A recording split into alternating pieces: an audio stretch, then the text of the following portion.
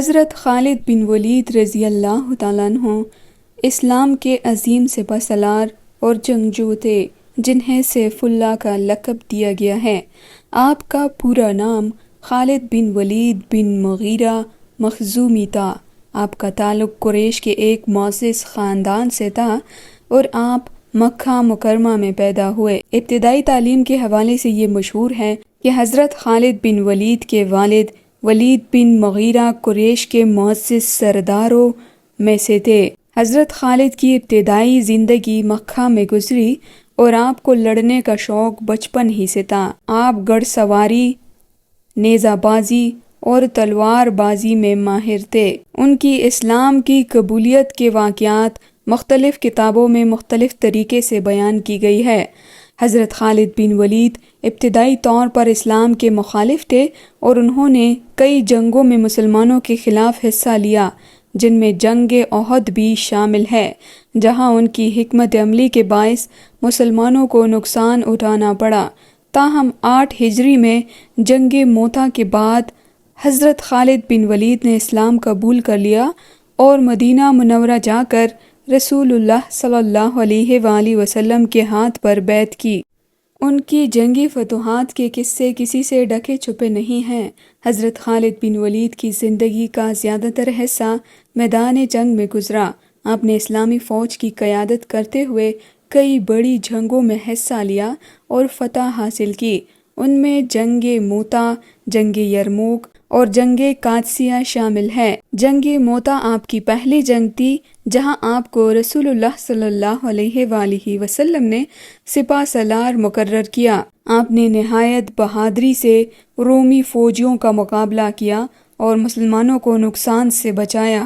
جنگ یرموک اسلامی تاریخ کی اہم ترین جنگوں میں سے ایک ہے۔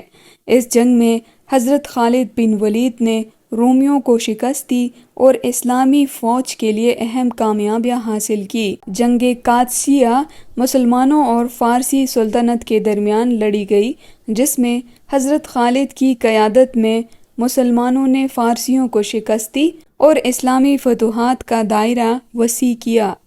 حضرت خالد بن ولید کو مختلف القابات سے نوازا گیا، جن میں سے سیف اللہ یعنی اللہ کی تلوار کا لقب دیا گیا۔ یہ لقب انہیں رسول اللہ صلی اللہ علیہ وآلہ وسلم نے جنگ موتا کے بعد دیا، جب آپ نے جنگ میں بے پناہ بہادری دکھائی۔ آپ کی وفات کے حوالے سے مختلف کتابات میں مختلف قصے بیان ہیں۔ حضرت خالد بن ولید نے اپنی پوری زندگی میدان جنگ میں گزاری، لیکن آپ کی وفات قدرتی موت سے ہوئی۔ آپ کی خواہش تھی کہ وہ شہادت پائیں، مگر اللہ کی مرضی کچھ اور تھی اور آپ 21 ہجری میں وفات پا گئے۔ حضرت خالد بن ولید کی زندگی بہادری، قیادت اور اسلامی فتوحات کی ایک روشن مثال ہے۔ آپ کی زندگی، آپ کی جنگی حکمت عملی اور بہادری آج بھی تاریخ میں سنہرے حروف سے لکھی جاتی ہے۔ حضرت خالد بن ولید رضی اللہ تعالیٰ عنہ نے اسلام کی خاطر بے شمار قربانیاں دی، جو ان کی عظیم قیادت اور وفاداری کی روشن مثال ہے۔ یہاں پر ہم حضرت خالد بن ولید کی چند اہم قربانیاں اور خدمات کا ذکر کریں گے۔ حضرت خالد بن ولید کا تعلق قریش کے ایک معزز اور طاقتور خاندان سے تھا۔ مکہ میں ان کا خاندان نہایت اعلیٰ مقام رکھتا تھا اور انہیں عزت و مرتبے کی زندگی حاصل تھی۔ جب انہوں نے اسلام قبول کیا تو انہوں نے نہ صرف اپنے خاندان بلکہ قریش کے بڑے بڑے سرداروں کے ساتھ اپنے تعلقات کو بھی قربان کیا۔ ان کا اسلام قبول کرنا گویا اپنے تمام دنیاوی مفادات سے منہ موڑنے کے مترادف تھا۔ حضرت خالد بن ولید نے اسلام کے لیے اپنی جنگی صلاحیتوں کو وقف کر دیا۔ اسلام قبول کرنے سے پہلے وہ قریش کے سپہ سالار تھے اور مسلمانوں کے خلاف جنگوں میں حصہ لیتے تھے، لیکن اسلام قبول کرنے کے بعد آپ نے اپنی تمام جنگی مہارتیں اسلامی فتوحات کے لیے وقف کر دی۔ آپ نے اپنی پوری زندگی میدان جنگ میں گزاری اور کبھی بھی ذاتی مفادات یا مال و دولت کے لیے جنگ نہیں کی، بلکہ ہمیشہ اسلام کی سربلندی کے لیے جنگ کی۔ حضرت خالد بن ولید نے اپنی زندگی کا زیادہ تر حصہ میدان جنگ میں گزارا۔ انہوں نے ہر قسم کے آرام، عیش و عشرت اور ذاتی سکون کو ترک کر کے اسلامی فوج کی قیادت کی۔ آپ مسلسل مختلف محاذوں پر جنگ کرتے رہے اور اسلامی سلطنت کی حدود کو وسیع کرتے رہے۔ حضرت خالد بن ولید کی ایک بہت بڑی قربانی کے باوجود اس کے کہ وہ ایک عظیم سپہ سالار اور جنگجو تھے، انہوں نے اپنی پوری زندگی شہادت کی خواہش کے ساتھ جنگوں میں حصہ لیا، لیکن اللہ کی مشیت سے انہیں شہادت نصیب نہ ہوئی۔ آپ کی زندگی کی سب سے بڑی خواہش اللہ کی راہ میں جان قربان کرنا تھی، لیکن آپ کی وفات قدرتی طور پر بستر پر ہوئی۔ حضرت خالد بن ولید نے بے شمار جنگیں لڑی، جن میں سے اکثر میں انہوں نے اپنی جان کو خطرے میں ڈال کر مسلمانوں کو فتح دلائی۔ جنگ موتا، جنگ یرموک اور جنگ قادسیہ جیسے اہم معرکوں میں انہوں نے اسلام کی سربلندی کرنے کے لیے اپنی جان کو ہتھیلی پر رکھا۔ آپ کی بے مثال قیادت اور قربانیوں کی بدولت اسلامی سلطنت کا دائرہ عرب سے باہر شام، عراق اور فارس تک پھیل گیا۔ حضرت خالد بن ولید نے اپنے اہل و عیال، مال و دولت اور ذاتی خوشیوں کو ہمیشہ دین کی خدمت کے لیے قربان کیا۔ آپ کی توجہ ہمیشہ اسلامی ریاست کی فتوحات اور اسلام کی فروغ پر مرکوز رہی، اور آپ نے کبھی بھی ذاتی مال و دولت یا عیش و عشرت کی زندگی کی خواہش نہیں کی۔ حضرت خالد بن ولید کی یہ قربانیاں اس بات کی غمازی کرتی ہے کہ آپ نے اسلام کی خدمت اور اللہ کی راہ میں ہر چیز کو قربان کر دیا۔ آپ کی زندگی اسلام کے لیے جہاد، خدمت اور وفاداری کی ایک روشن مثال ہے۔ حضرت خالد بن ولید رضی اللہ تعالیٰ عنہ کی وفات کا قصہ ہر مسلمان کے لیے جاننا ضروری ہے۔ علالت کے بعد اسلام کا یہ بہادر سپاہی شہادت کی حسرت لیے اللہ کو پیارا ہو گیا۔ حضرت خالد بن ولید رضی اللہ تعالیٰ عنہ کی وفات کی خبر آنن فانن سارے عالم اسلام میں پھیل گئی۔ اہل مدینہ افسردہ ہو گئے، خلیفۃ المسلمین کی آنکھیں بھی اشکبار ہو گئی۔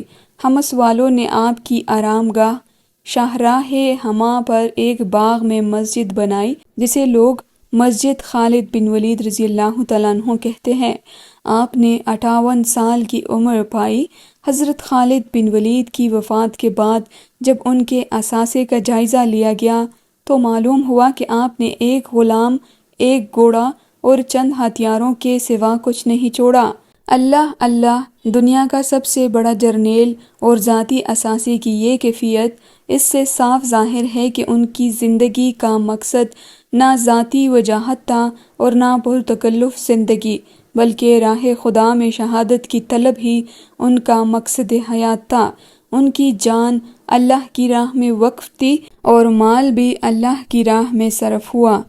جب حضرت عمر رضی اللہ تعالیٰ عنہ کو ان کی وفات کی اطلاع ملی تو بے حد غمگین ہوئے اور انہوں نے فرمایا، مسلمانوں کو ایک ایسا نقصان پہنچا ہے جس کی تلافی ناممکن ہے۔ حضرت خالد بن ولید رضی اللہ تعالیٰ عنہ ایسے جرنیل تھے کہ اب شاید ہی کوئی ان کی جگہ لے سکے۔ وہ دشمن کے لیے بہت بڑی مصیبت تھے۔ جب حضرت خالد بن ولید رضی اللہ تعالیٰ عنہ کا جنازہ اٹھایا گیا تو آپ کی ہمشیرہ حضرت فاطمہ رضی اللہ تعالیٰ عنہ بنت ولید اپنے بھائی کی مفارقت میں جگر خراش نالہ دفاع کرتی تھی۔ اس وقت سید فاروق اعظم رضی اللہ تعالیٰ عنہ بھی برداشت نہ کر سکے اور بے اختیار ان کی آنکھوں سے آنسو نکل آئے۔ سید فاروق اعظم رضی اللہ تعالیٰ عنہ نے آپ کی نماز جنازہ پڑھائی اور فرمایا، اب مائیں خالد جیسا فرزند پیدا کرنے سے معذور ہے۔ حضرت خالد بن ولید کی موت ناقابل تلافی نقصان ہے۔ اے ابو سلیمان، خالد تجھے اسلام اور اہل اسلام کی طرف سے نیک جزا عطا کرے، تو نے اسلامی عظمت کو 4 چاند لگا دیے۔ ایک دن حضرت عمر رضی اللہ تعالیٰ عنہ نے حضرت خالد بن ولید کی والدہ کو دیکھا کہ بیٹے کے غم میں ہڈیوں کا ڈھانچہ رہ گئی تھی۔ آپ نے دریافت فرمایا کہ یہ کون بی بی ہے جو اس قدر پریشان ہے؟ لوگوں نے عرض کیا کہ یہ خالد بن ولید کی والدہ ہے۔ آپ نے فرمایا، خوش قسمت ہے وہ ماں جس کے بطن سے خالد جیسا فرزند پیدا ہوا۔ پھر فرمایا، جب تک نعمت موجود ہو اس کی قدر کی جاتی، لیکن جب وہ ضائع ہو جائے تو اس کی قدر و منزلت پہچانی جاتی ہے۔ ایک دفعہ عرب کا ایک شاعر حضرت عمر رضی اللہ تعالیٰ عنہ کی خدمت میں حاضر ہوا۔ آپ نے فرمایا، مجھے خالد بن ولید کے متعلق اپنے اشعار سناؤ۔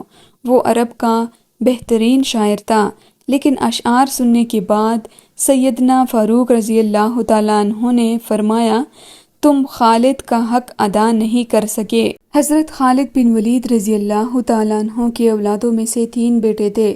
سلیمان آپ کے بڑے بیٹے تھے جو مصر کی جنگ میں لڑتے ہوئے شہید ہوئے۔ عبد الرحمن جو 24 ہجری تک زندہ رہے۔ حضرت امیر معاویہ رضی اللہ تعالیٰ عنہ کے زمانے میں کسی نے آپ کو زہر دے دیا تھا۔